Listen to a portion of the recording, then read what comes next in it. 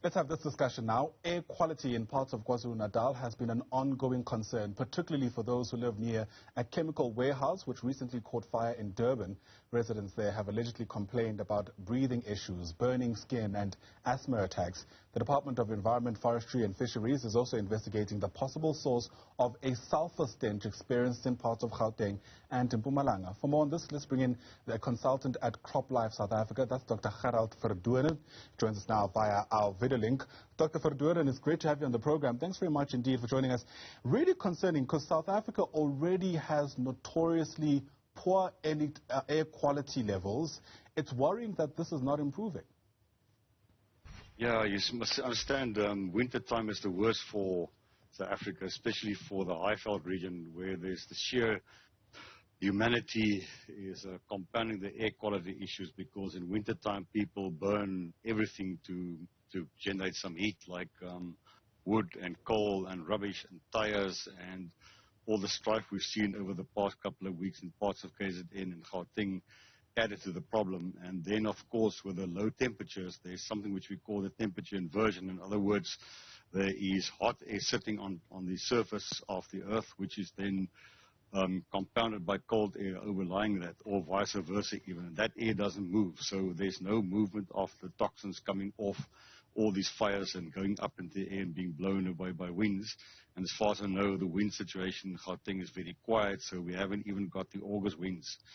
On top of that, if you think about the vast number of vehicles operating in a place like Gauteng, all the vehicles burn carbon fuels, and in that carbon fuel burning process, a lot of nitrous oxides like NO2 and N2O5, and those are being produced, plus sulfur dioxide and sulfur trioxide, and obviously with all the other fires, particle matter which goes up into the air. And many of the particles that go up into the air, which are solid particles, carry these, call them air toxins with them. So the air in Gauteng is like, it seems you can cut it with an axe.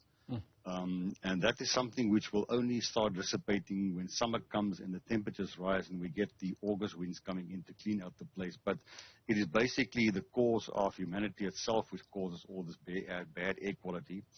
And we don't seem to come to the bottom of it. I always remember flying from where I live in Klaberga down to Gauteng and getting in the morning. It's as if the plane has to cut into that black mass of rubbish lying on top of the earth, and that is what causes a huge number of respiratory tract infection for people, even as far as the Magaliesburg area. So Gauteng is a toxic pot of toxic air in wintertime, unfortunately.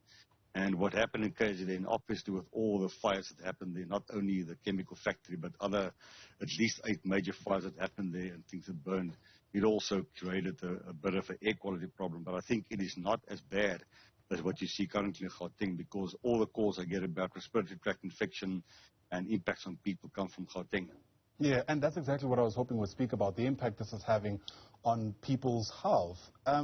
Already, for instance, those with sinuses might be experiencing things like irritation, in some instances, nosebleeds?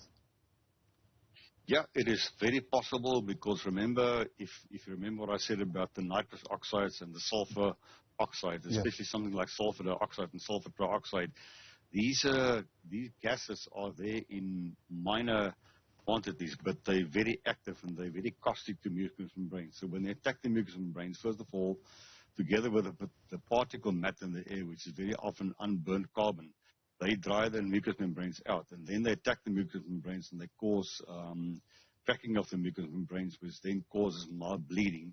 And the moment your mucous membranes in the nasal tract start breaking up or start cracking up, then you become prone to a bacterial infection. So we see an enormous number of sinus outbreaks in the Gauteng area, and the concern is that this can also trigger people to be more susceptible to the COVID-19 virus. So it's a case of we have to clean the air up in Gauteng. But what I always tell people, if it's a case like this in Gauteng and even KZN, keep your mucous membranes moist. You can get over-the-counter nose moisturizers from the pharmacies, that's a very good thing to do, because as long as you keep your mucous membranes moist, you can fend off most of it. And you all know that you have to wear your COVID masks.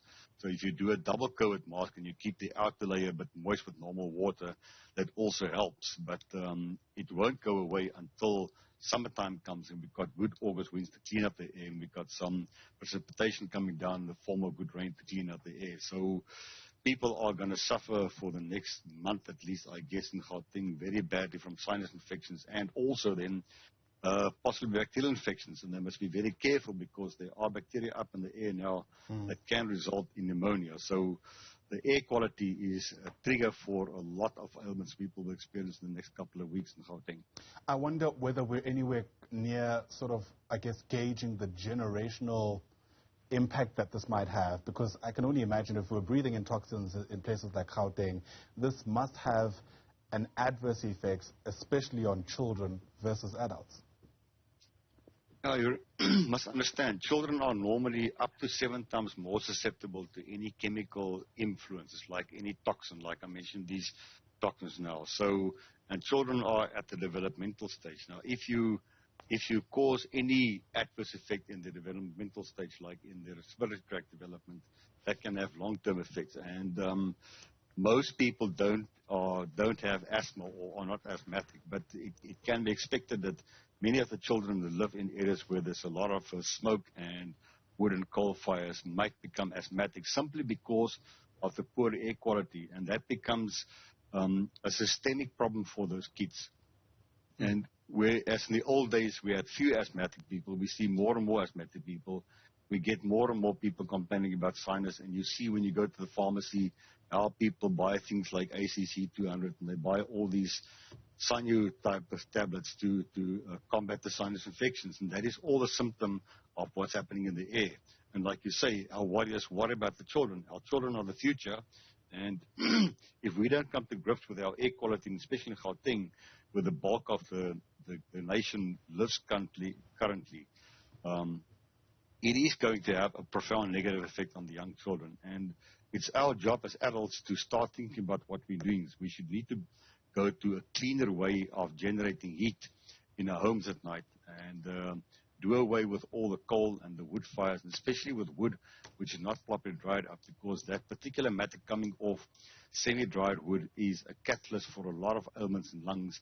And you must also remember that once you start getting the lung infection, then the TB also kicks in, and all sorts of other things. So we have a real problem with the air in Gauteng.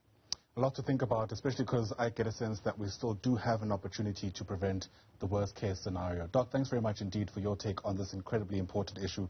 Dr. Gerald Verduren is a consultant with organization CropLife South Africa.